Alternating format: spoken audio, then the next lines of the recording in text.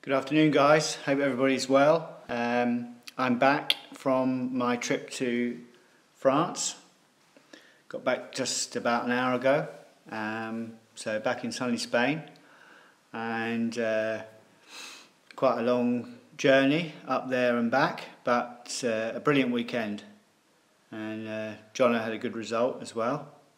So I just wanted to come on and just kind of let you know, because there's a lot of content that I haven't been able to put up because the internet was not so good and also saturated. There were so many people trying to use the internet that it was just saturated. So I managed to get a few videos up just off the iPhone. I wanted to get something up for you, and they were at the start of the event. You could get a bit of internet and put short videos up, and then on the Sunday when Jono was racing, we found a cafe which had amazing internet. It must have been straight off the fibre.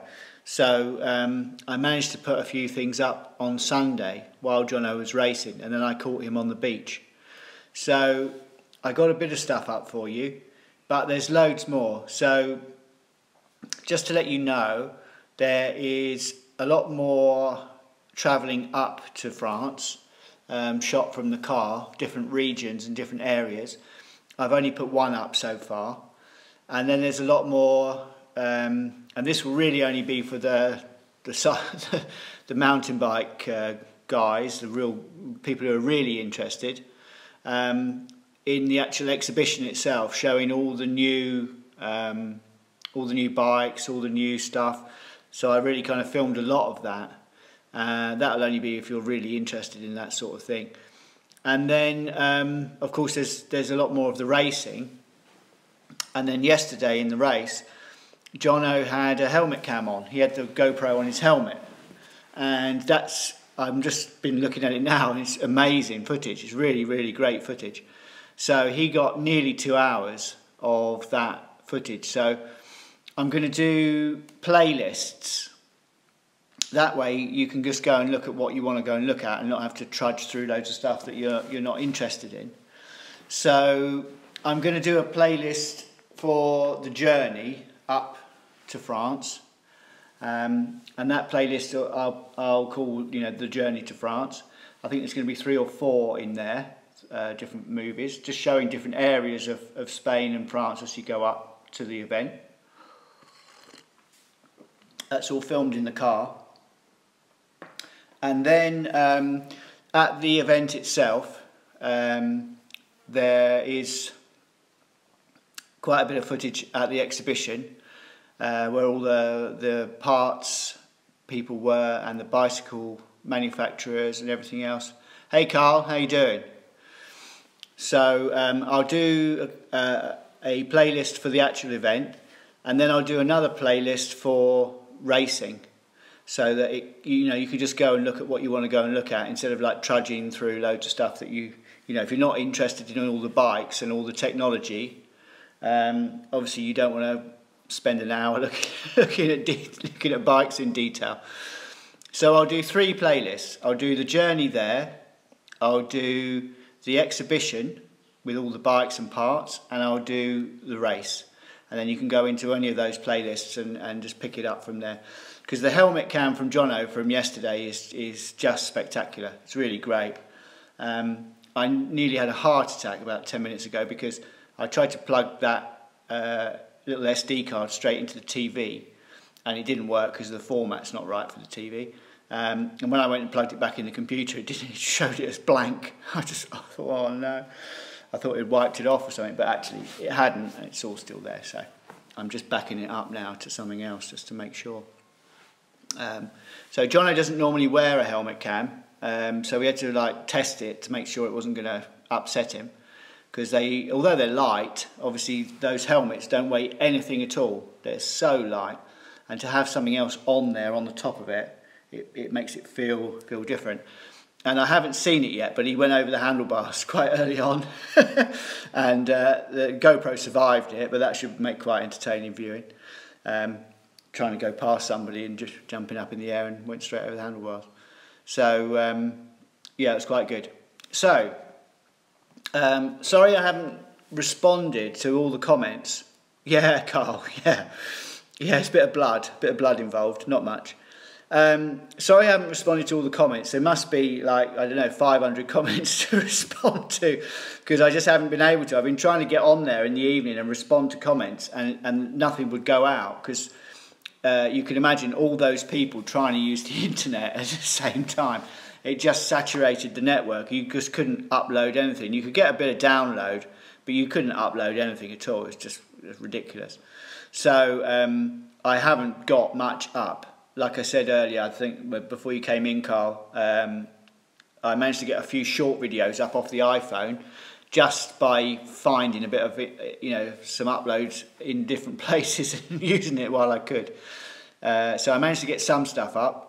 But there's loads more. There's so much more, and much better than what I've put up already. So that's what I'll do, is the playlists. The journey there, the exhibition, and the racing.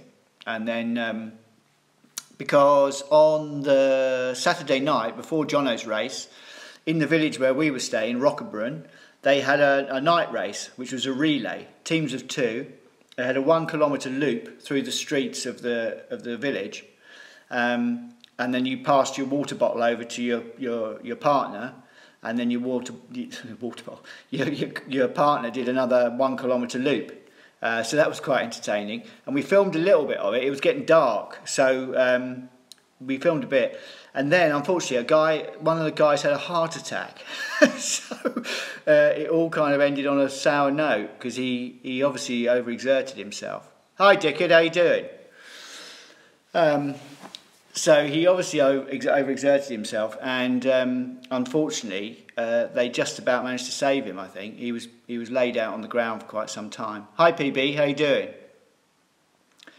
We were sitting in a restaurant by the main square in the village watching this night race go on, because it was coming past us. The relay part was right outside, so we were watching them come in and handing their bottles over for the relay.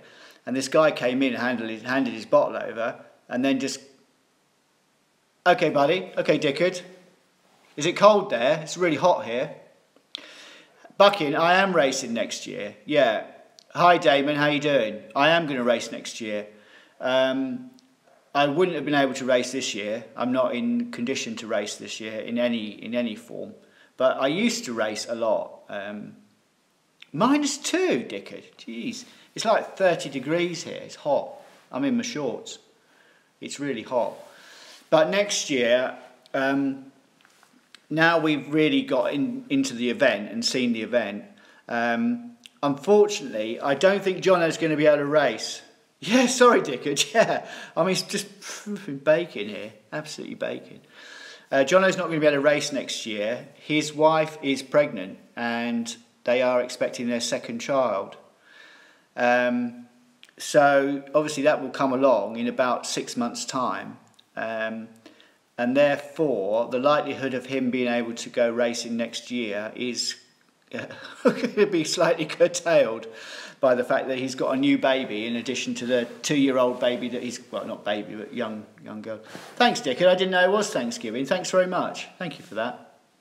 Happy Thanksgiving to you as well. Are you having turkey?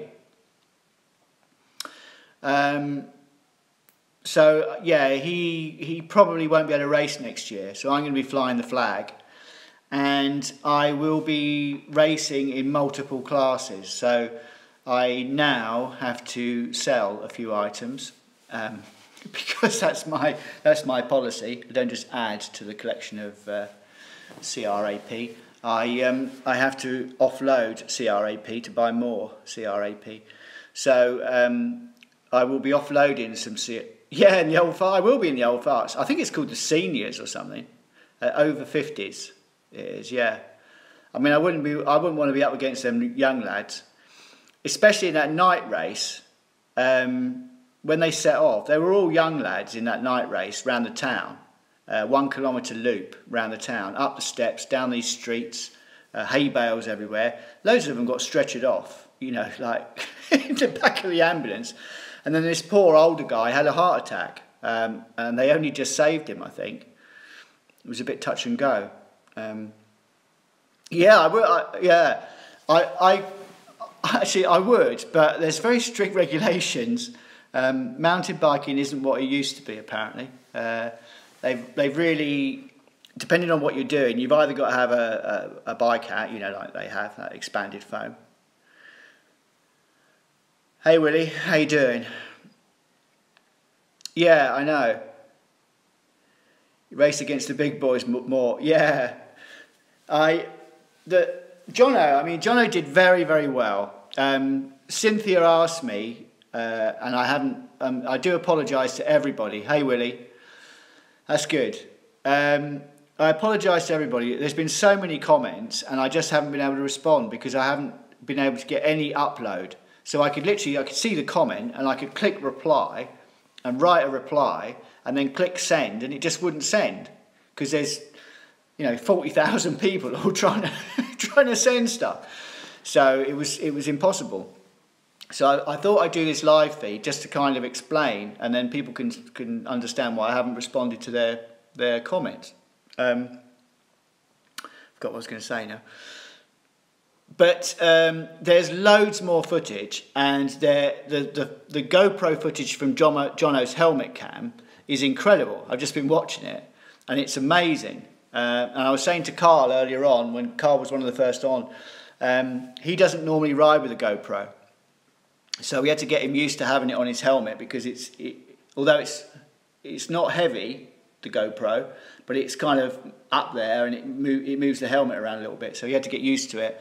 And I didn't want him to feel compromised by having the GoPro on his helmet, but yeah, it worked out fine. And he, as I was saying to Carl, quite early on, he went for a dramatic overtake and went over the handlebars when he landed.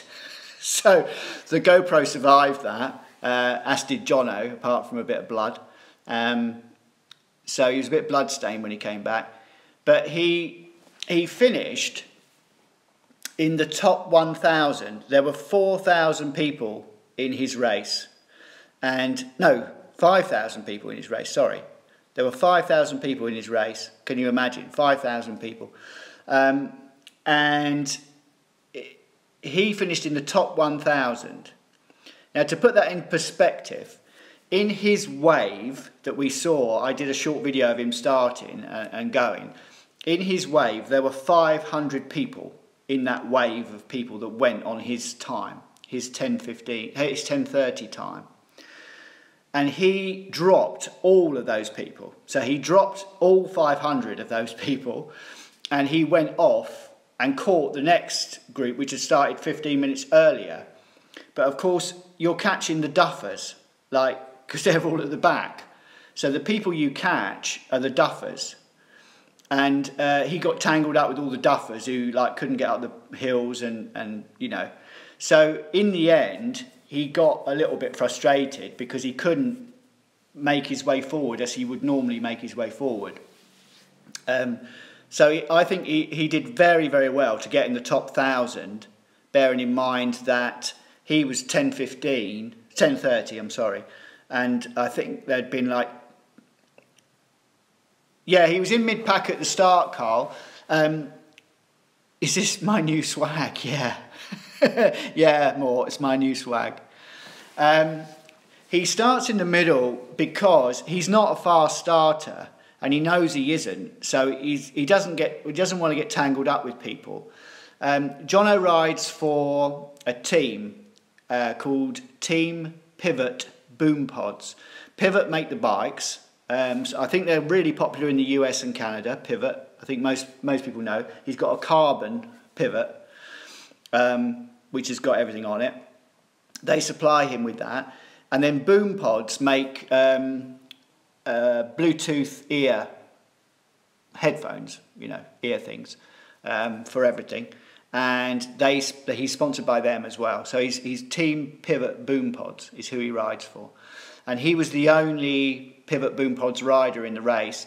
They normally ride as a team.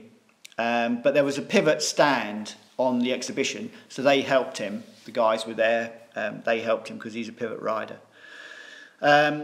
Cynthia asked how much training he'd done for the race. Well, Jono just rides all the time. Hi Bobinski, how you doing? How's the lavender?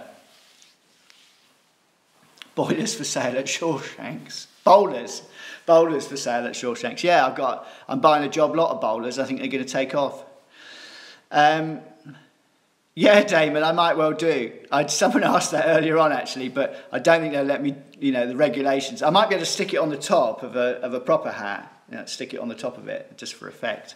I might just wear it all the time and then put it on. Yeah, Jono rides about 8,000 miles a year on a bicycle. He commutes to work every day, and he doesn't commute in the direct way. He goes over he lives in Brighton, and there's a lot of downs there. So he goes up over the downs and he comes back down again to work. So he deliberately doesn't go the easy way, he goes the hard way. And there's I can't think of what it's called now. There's an app that you have on your phone called Strava. It's called Strava. And people, do you remember the old video games when you had, well, it's probably still going, I don't know. Video games where you have the high score. So you go on a Kong or whatever it is and you have a high score and you put your name for the high score. With Strava, you put your time in. So you can time yourself doing a particular climb or doing whatever and put your time in. And Jono holds the record for all the climbs around where he lives on this Strava. And this Strava is like a worldwide thing. So he rides about 8,000 miles a year on a bike. He rides to work every day and then he trains twice a week with his team. And then they race twice a month, maybe once, twice a month, depending on the schedule. Bearing in mind that he is he's 35. He's a young father with a wife and a 2-year-old child. Never a dull moment, Bobinski. Don't I know it? There's always something happening. So he's got responsibilities, and now his wife is, I didn't know, I only found out this weekend, that his wife is pregnant again and expecting another child, and that will be in about 6 months' time. So his responsibility level is about to increase twofold. Just like when you have 1 subscriber and you then get 2 subscribers, you have a 100% increase. And he's got a 100% increase in his family coming up, which is going to curtail his riding activity somewhat, I'm afraid. So I'm going to be flying the flag for the Skilton clan, the Shawshank clan, the Skilton clan next year. And I shall be racing in mountain bike and gravel bike, which is what is the old cyclocross. So kind of look like a racing bike that you'd have on the road, but they have bigger clearances, so you can run different wheels and tyres to have a deeper tyre. So they have a different circuit for the gravel bikes as they have for the mountain bikes, and I'll be riding in both classes. I'll ride in the mountain bike and the gravel bike, but I've got to buy a gravel bike because I haven't got one. So I need to offload, as previously mentioned, I need to offload some stuff to get the gravel bike, and then I might have to upgrade the mountain bike as well. We'll have to see. First thing I need to do is upgrade my legs, so I need to get out, and I need to get out on go for the world tour. My days of get Billy to do it with me. Yeah, that would be entertaining. Jesus, you can imagine that. It's bad enough going to a country where they speak English. Imagine going somewhere where they don't speak a word. I think that's a burden I can manage without. I think my fitness will be burden enough. What was I going to say? Yeah, so I'm going to get out straight away on the mountain bikes I've got here, which are classics now. In fact, I showed photos of the mountain bikes I've got here to the guy on the Orange stand, which is the manufacturer that made my bikes, and he wanted to buy them. Like, he was going mad for it. Classic bikes. Poor Billy. Billy can come and hold the water bottles, hand the water bottles out. Actually, Billy can ride the electric bike. Good job and better with the tractors than the phones. I tell you, that predictive text Babinski, it's like the bane of everyone's life, isn't it? You can turn it off. You can turn it off, but yeah, it changes everything around. You try and write anything, it's, I mean, useless. I used to ride an orange, yeah. I used to ride an E3. I've got 2 E3s.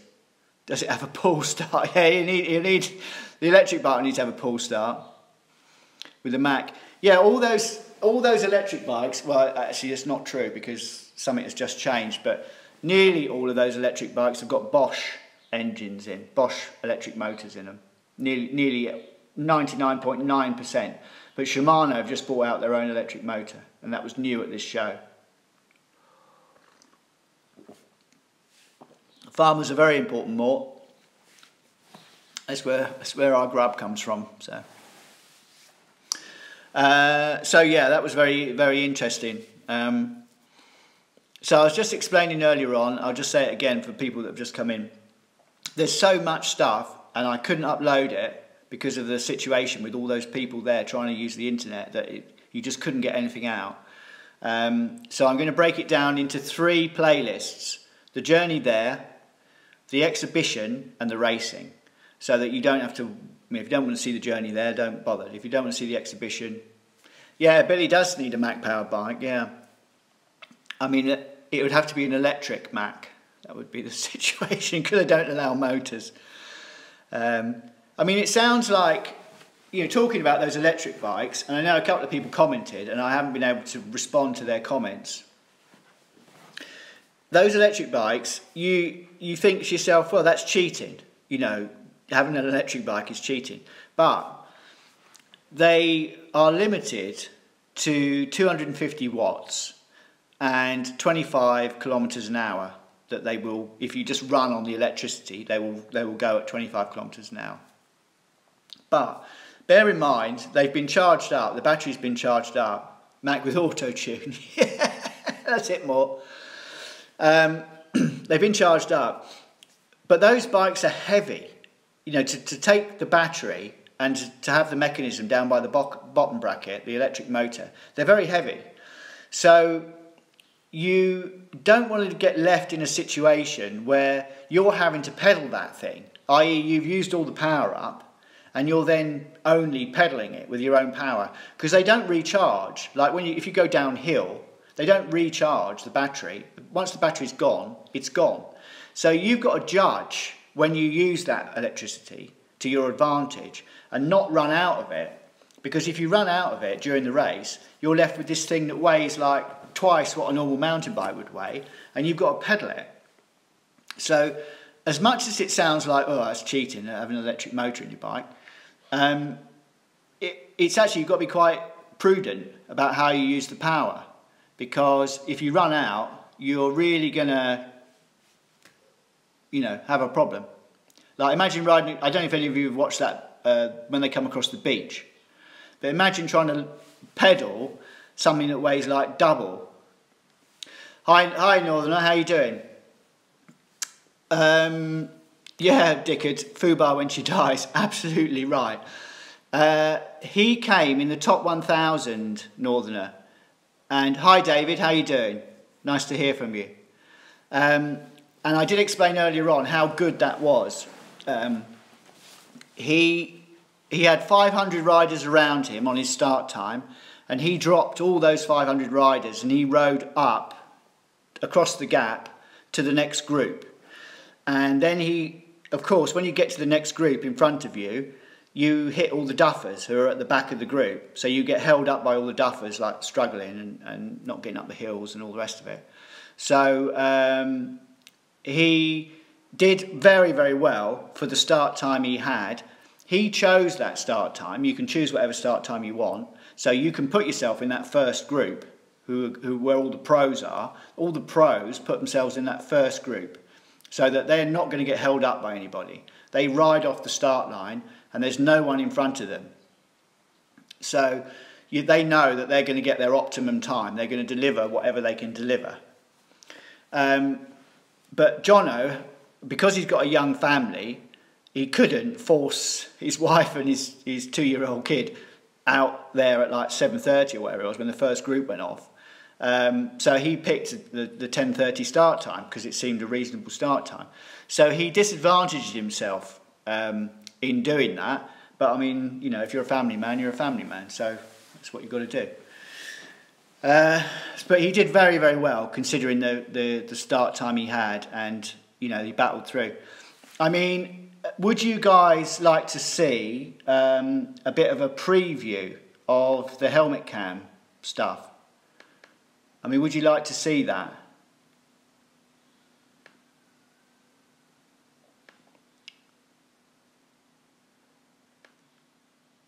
Because what I could do is I could run it. Okay, David, hold on a sec. I can run it on here. Hold on, guys. So I will put all of this up, of course, but I've got to get through it all. So this is, as usual on video, this is much steeper than it looks.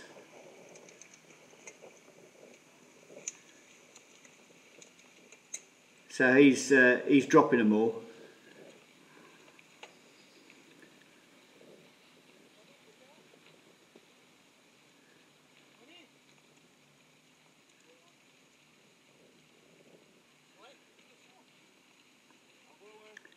Yeah, so, you know, I mean, obviously when you talk about your family, you always say, you know, your son's always the best, isn't he? Or your family member's always the best. But he is good, Jono. I mean, he is good. You see how he's getting through these people. And they're all trying. I mean, they're all doing their best. And he's on them, you know. So, he's good. And there's some really major downhills as well, some serious downhills. And one of them, I haven't found it yet, but there's one where they're all fiddling around trying to pick their way down, and he just goes for it and launches off the top and just goes straight down all over these rocks, overtakes about 50 people going down this hill. But I haven't found it yet. There's a lot of footage. Yeah, he needs a hooter. Yeah, he does need a hooter. Yeah, I know more. And so it's 50 kilometres with two major climbs where they just climb and climb and climb and climb. And then you've got the beach, and you've got all the different sections of through the woods and everything else. So it's very, very varied. I mean, you see the people pushing here. So that's one part. Hold on, I'll see what we can find. Now he's going down. So he gets on them on the way down as well. Bit of elbowing. Get your elbows out. But this is the problem he had, is he's catching up these duffers. So Jono's start number was 3,000 and something, and you can see these guys are all 2,000s. So they started on the wave in front of him. So he's caught all the duffers up at the back of the wave in front of him, and now he's got to try and battle his way through. You see, they're all fiddle-faddling around. So he's limited in what he can do. So, you know, another year, not next year because he won't be able to go because of his new baby, but another year we'll get ourselves there and we'll get up the front. We'll give it a go. Team Shawshank. Get busy living.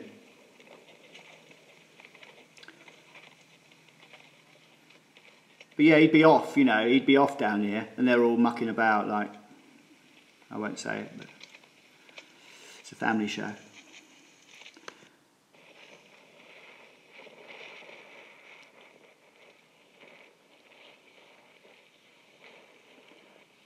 Husky are making a fake Mac. They're already making a Mac, Damon. They were making it in the factory when we were there. In name only. It was Husky stuff with the black and yellow casing. But they were making it in the factory when Bucking and I went round the factory. They were already making it. It was on one of the lines making that saw. So now they're down more on the flat, wider terrain. Let's go along a bit further. Now they're climbing, another pretty good climb. So now he's up in the 1,700s. That guy was number 1,700. So he's basically overtaken 1,500 people, which doesn't seem possible, does it? But it's just amazing. That guy's 1,800. Oh, I'm sorry, Damon.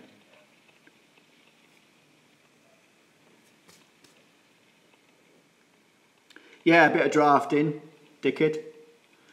And then, are you interested in this? I mean, you don't have to watch it. I'll just pull another one up.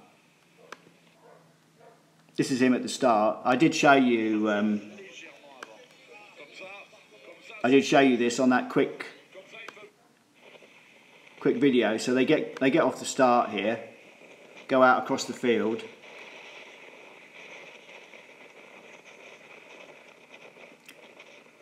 So as we said, he starts sort of midfieldish, but he immediately starts to make his way through people because it's just the way he rides. So he's not like electric off the line, but he just drives his way through everybody. If you're not rubbing, you're not racing. That's right, yeah. I used to like a bit of that when I was racing. I used to like a bit of the psychology of it. Bucky wants the Boiler Man back on the screen, yeah. I'll just show him a little bit more of this, Bucky. Obviously I'm gonna pull it all up. So here's Jono on the wider bits.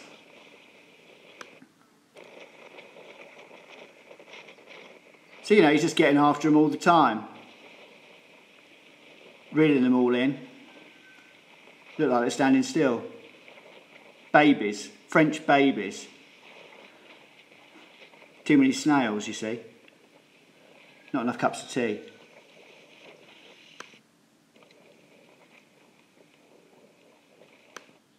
Be good to find that downhill, but I don't know where it is. And there's one of him stuffing his face somewhere at the feed stop. Oh, here he is. There's the man himself. Bowler. There's the man himself, look.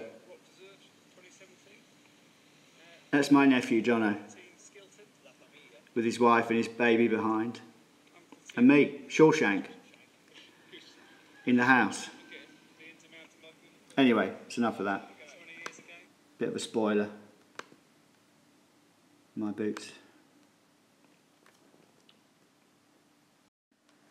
So yeah, there's loads of footage, and I'll sort it all out for you guys. Hitchhikers. Hitchhikers. We want to see you do a reenactment of the handlebar flip. Yeah, all right. Well, I might play his handlebar flip a few times, just for enjoyment purposes. Be interesting to find that. He said it was quite early on when you went flying over the top. Hi, Sebastian. How are you doing? How are you?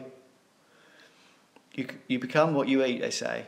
Be growing thin. Oh, you'll be growing fins pretty soon. Yeah, French are slow because of the snails. Exactly. That's what I just said. Too many snails. You know, you got to eat the right. You got to eat the right stuff. It was a good trip, Sebastian. Thanks. It's a long drive. I think I've done about 3,400 kilometres as a return trip. Coming back actually seemed a lot easier. Downhill, isn't it? Coming back. So. It seemed a lot better. I left the race about 4:30 on Sunday afternoon, and I drove. I did 700 kilometres last night, so I drove from there. I did 700 kilometres, stopped, had a sleep, and then started again at 5:30 this morning, and I was home at 3. Home at 3 o'clock. So stopped once today. No, I stopped twice. Stopped once for some grub. Oh yeah, Northerner. My X5. It's a diesel. It's the 4, so it's the twin turbo. And I've had it... Hi Snowman, how you doing? I've had it chipped. I've had it, what do they call it? Reworked, you know? So it drives how I want it to drive. Because I've had the torque curve and the maximum power output moved to where I want it, rather than how it comes standard. Because how they come standard is like for just very, very general use. And so they set them up, obviously, for general driving around. But I drive in a particular way, so I've had it altered. That's good, yeah, your Outlander, great. Remapped, that's the word I was looking for. It's been remapped so that it develops its power, its maximum power in a different place in the rev range. So it's the standard car is 310 horsepower, and this is 348, but it's also got more torque, and it develops its super chat. I haven't got super chat. It develops its power lower down in the rev range, around 2000. So it's been mapped for me. So yeah, it's really good. I got 30 miles to the gallon, which doesn't mean much to you. I forgot to do the conversion. Bucky would get a lot of sleep. Yeah, I was fortunate not to have Mr. Buck and Billy Ray in the passenger seat on this adventure, because yeah, he would have done a lot of sleeping. You're right. He would have done a lot of sleeping and a lot of snoring in the passenger seat. Mind you, he would have kept me awake. So I don't mind driving.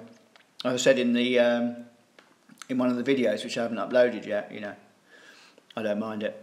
You get on your own and get going. Gives you a bit of time to think. I was just going to look for something. Other. Don't want other. I want that. 30. Convert.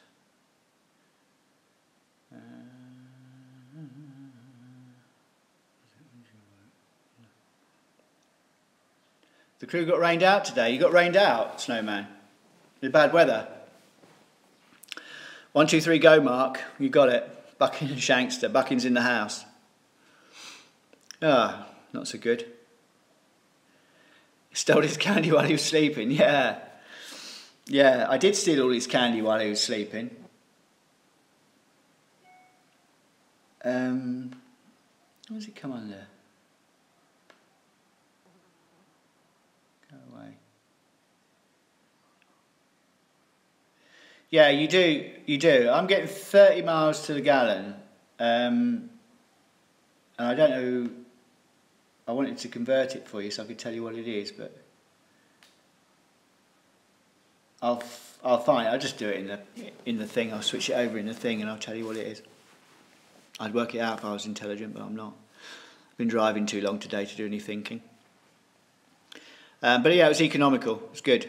And what I like about it is that it doesn't matter how fast you drive it, really. You can drive it, like the speed limit in Spain is 120 kilometres an hour, and the speed limit in France is 130 kilometres an hour. And it doesn't make any difference to the fuel consumption if you drive it at 120 or 140 or 150. Once it's at that speed, providing you don't accelerate up to it quickly or decelerate quickly, once it's at that speed, it's just...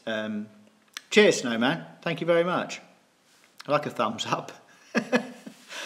It's just the same. So that's what I like about it.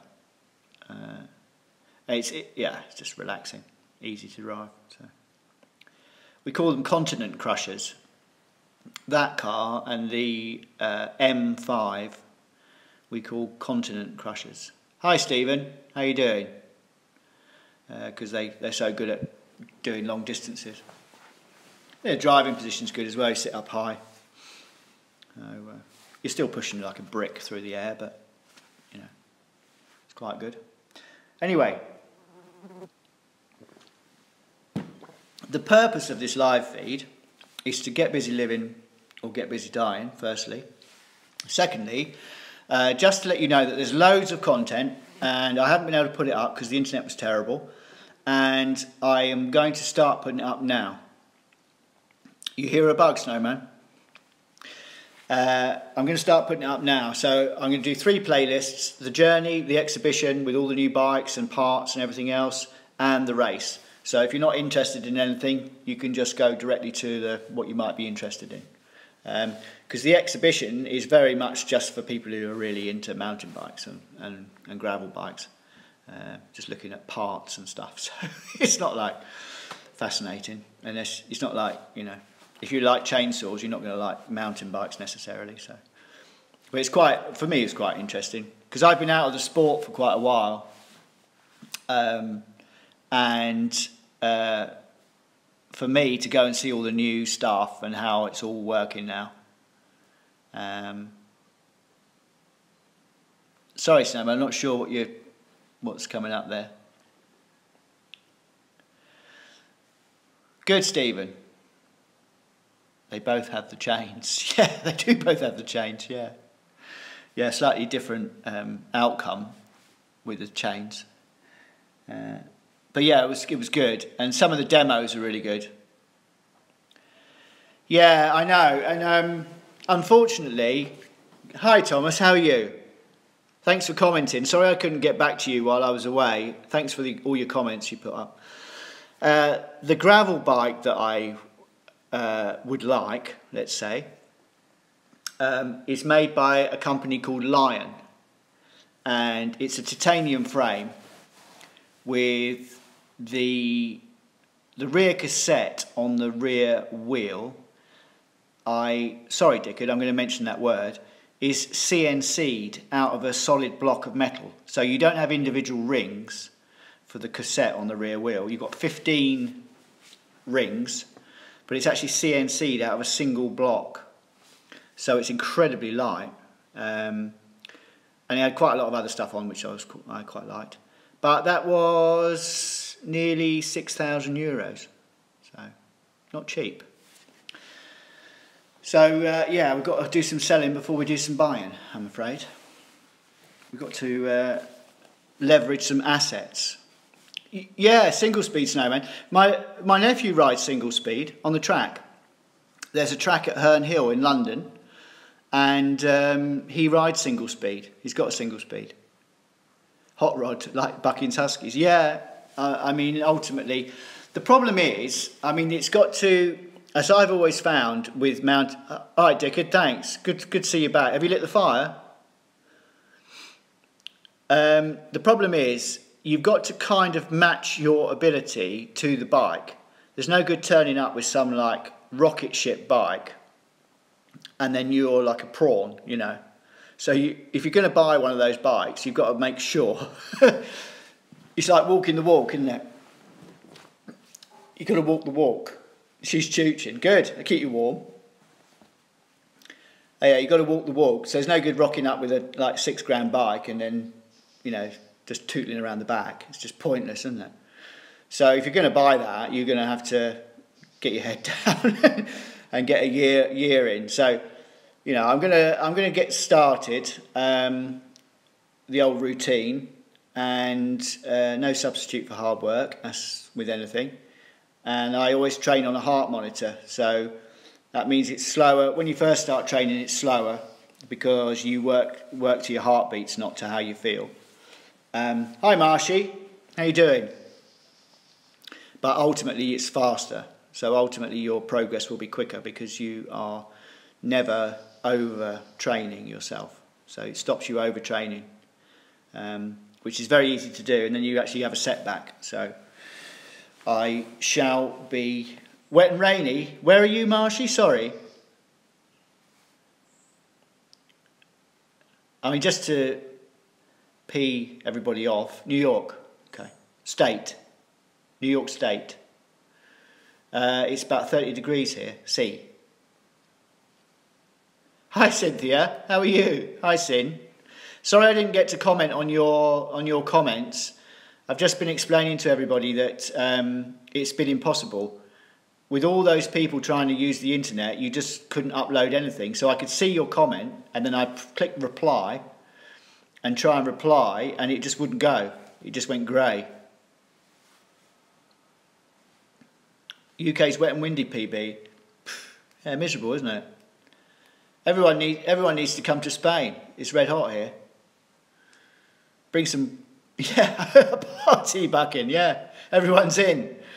Yeah, yeah, we need some rain here. So I mean, if you could bring something with you when you come, you'd be more than welcome. I'll put you up if you could bring some rain with you. We really need some rain. So yeah, it was a great event. I mean, the whole weekend was a great and a lovely feeling. The numbers actually were 40,000 people there, like inscribed as part of the Shawshank-a-Palooza, yeah. 40,000 people inscribed in the whole thing, 20,000 people racing, and there were 5,000 people just in Jono's race on Sunday. So you can imagine the scale of the event. They had helicopters in the air, they had ambulances everywhere. The level of organisation was absolutely incredible, really, really incredible. And Sin, I did answer your question a bit earlier on, but now you're in. Jono didn't specifically train for this race. He rides about 8,000 miles a year. So he actually is always training. He trains every day. He rides to work and rides back from work. And he doesn't ride the quickest way. He rides the hardest way to train. And then he trains with his team. He rides for Pivot Bikes and Boom Pods, who make the Bluetooth ear pieces. 8,000 more than you, PB. It's 8,000 more than I have been doing. I've been out a bit recently, but I've got to change that. Yes, and he trains with his team twice a week, and then he's got his single speed or fixed wheel track bike. Yeah, doesn't even drive. He doesn't even drive that. Yeah. Which he goes to the track on, and he rides on the track, and he has got his road bikes, one of which is his commuter bike and one is his racing bike, and then he's got his mountain bikes, which he's got a downhill, and he's got a downhill bike and a cross-country bike, and he was on his cross-country bike this weekend, which is a carbon bike. It seems to be now that all the bikes are either aluminium or carbon, or titanium. But generally aluminium or carbon, so you can choose from aluminium or carbon. And obviously aluminium's stiff, but carbon is like, stiff. So steel's real, Snowman. I've had a lot of steel bikes in my time. I used to get a guy, I don't know if you've got a downhill bike, PB, okay. What have you got? What type of bike have you got? I used to get a guy called Chaz Roberts make my steel bikes, 4130, okay. Yeah, Chaz Roberts, who's a bike builder in the UK. He made a very famous mountain bike that is a rude word that I can't say here. It's called that, actually called it. And all his bikes were steel. And I've got a Chaz Roberts bike. It's in the UK at my brother's house. And it's been painted green. I tell you what, Evo Jigger, that's worth money now, that Marin. It's worth money. Those retro bikes are worth money. People are collecting them. One that goes downhill gets, yeah. What's it? What car have you got? I've got a Rolls Canardly.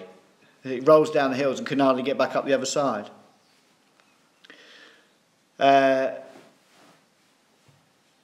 So yeah, I've had a few steel bikes, and I've got a Chaz Roberts, which was made for a particular show. Does any have Tim right now? What's that, Bucking? I prefer the ones with engines in them. Oh, road bikes, see, they're worth any more scrap. Yeah, the road bikes, not so much. There's this vintage following for the mountain bikes, like from the 80s and the 90s, and Marins are popular. Marins are really popular. The two that I've got, which are both from the mid-90s, the two orange E3s, they suffered from frame fatigue, and a lot of people cracked them. But the Lightspeed, yeah, Snowman. The reason that they had that problem was because they put the wrong size seat tube in with an adapter, and the seat tube didn't. The adapter doesn't have enough bearing surface than having the whole seat tube, the right size, all the way down inside the seat post. Seat post, I should say, inside the seat tube. So they used to get flex, and it used to ping the frames on the top weld. And of course, because the frames are heat treated after they've been welded, they're never the same again. Even if you weld them again, they're never the same. So mountain biking is bike in the UK now. Is that right? It's become bike. Well, I could see at this. I mean, the level of participation on this thing is just incredible. I mean, the people there and the money. I mean, you've got probably the average kind of bike collection on the back of cars or in vans was probably, I don't know, 20 grand. Just, that was what people had, like 20 grand's worth of bikes, you know, in there. So it was quite an eye-opener for me, because the first bike I raced was a Pace Research, and that was for Adrian Carter, who was an old trials friend of mine. He started Pace, and I had a P100? P100, I think. It was the first one, which is a hardtail with their own forks, elastoma forks, RC35 forks, carbon. Did they, Evo? And has yours got any problem with the headstock, or is it okay? Yeah, so I raced for Pace first, and then I raced for Orange later on. And my Oranges are fine, but they've always had... What's wrong, Marcia? I couldn't afford that for a bike. Yeah, I mean, it's gone... Well, I mean, the thing is, what you see now... Cynthia, what you see now is the people at these events are driving a beaten-up car, and they've got a 10 grand mountain bike. It's like, it's gone the other way. Instead of it, you know, instead of you having like a decent car, yeah, isn't it, Marshy? You know, they've got some dilapidated car so they can have a decent mountain bike. Like the whole thing's turned on its head, you know. And of course, a lot of it, as with anything, you know, like it's like having the latest football boots, isn't it? Yeah, like the hoods, yeah. Like having the latest football boots. It doesn't mean you're good at football, does it? It just means you've got the latest football boots. And these guys, just because they've got these bikes that are whatever they are. Yeah, Carl, you know. Like I said earlier, you've got to walk the walk. So if you're going to buy the bike, if you're going to spend whatever you're going to spend on the bike, make sure the old legs are up to it, you know. I remember going to a race in the UK, big race, and there were all these guys from London, all these track guys from London. And I'm not kidding you, the tops of their legs, their quads on the tops of their legs, were the size of my waist.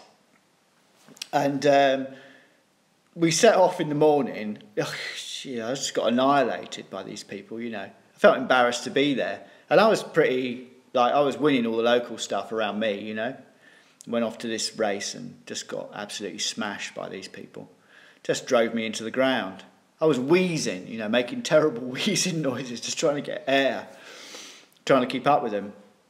And there was a qualifier. There was a qualifier in the morning, and you did this qualifier, and then the race was in the afternoon. And so I like to keep up with them in the morning, and I killed myself.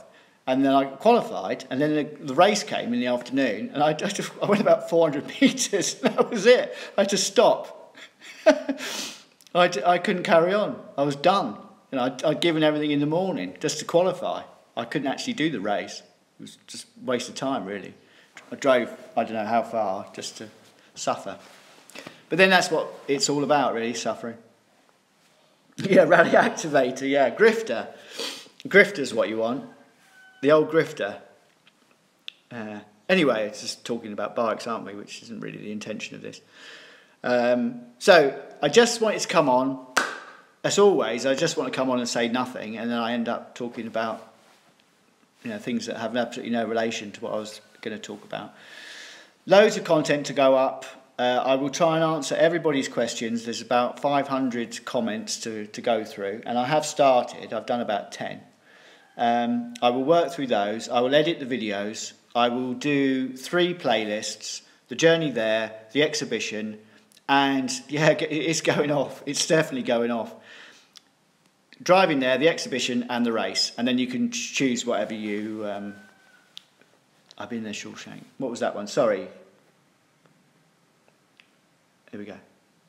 Playing baseball in Cincinnati. Okay, Mark. Yeah, PB, there's a lot of content, and I'll get it up. That helmet cam stuff is pretty special. What I might do is...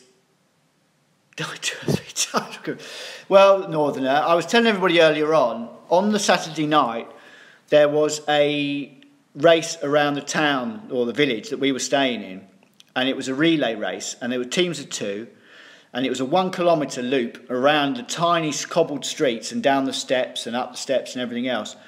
And then they had to hand over their water bottle to their partner, and then he did a lap of 1 kilometre.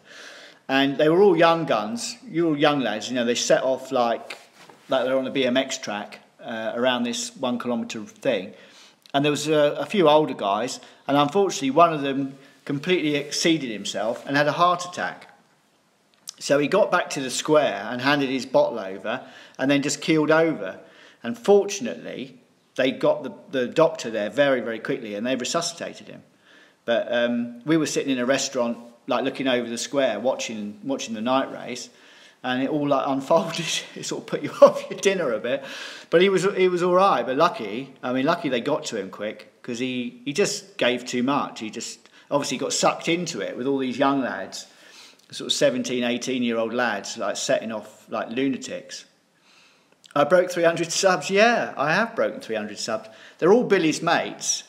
So I'm Billy No Mates with all Billy's mates. That's my... I would call my channel that. Shawshank Billy No Mates. Yeah, drinks all round.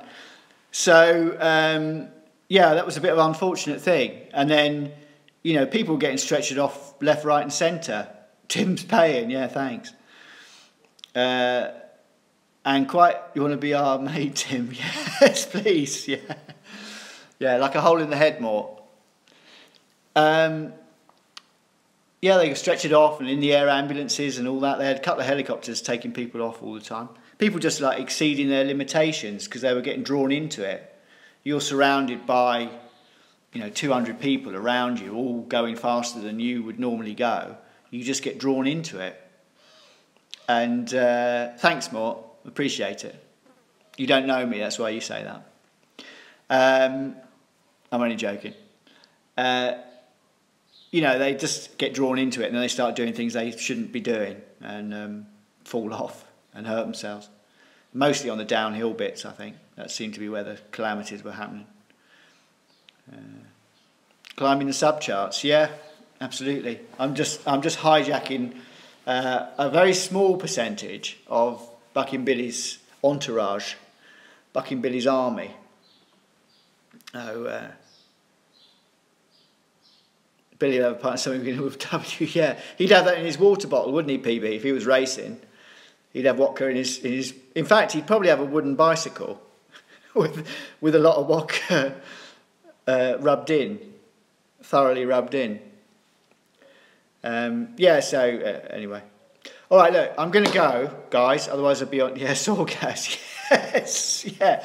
Was it 40 to 1, 42 to 1 or something? What was he on about the other day? I haven't watched any of his last films because I couldn't get on there. Thanks, David. Accent for pedals, yeah. You ought to, if you can, I'm not telling you what to do, but if you can, just look up Desperate Dan from the Beano, because that's bucking. He started off 45 to 1, there you go, Dickard. He started off as an outlaw, Desperate Dan, and then as the character developed, he became someone who supported the underdog. Yeah, Northern, that was it. Supports the underdog, so he goes around like helping people, and he's always got like weird things like axe heads for pedals and everything else. Yeah, cow pie. That's his claim to fame, that he can lift a cow with one hand. Desperate Dan. He's so strong. He can lift a cow with one hand. That's his claim to fame. So, yeah, see if you can find it. It's funny. That's bucking. All right, guys. Thanks very much for coming in. I'm sorry it's just rambling as usual about nothing. But it's been a fabulous weekend. We've had a great time. Jono did really well. Thanks, Northerner. And I will be putting the content up pretty soon. And that's the journey there, the exhibition and the races. All right, guys, take care. Have a great day wherever you are. I hope the weather improves for you. Bye, guys. Bye.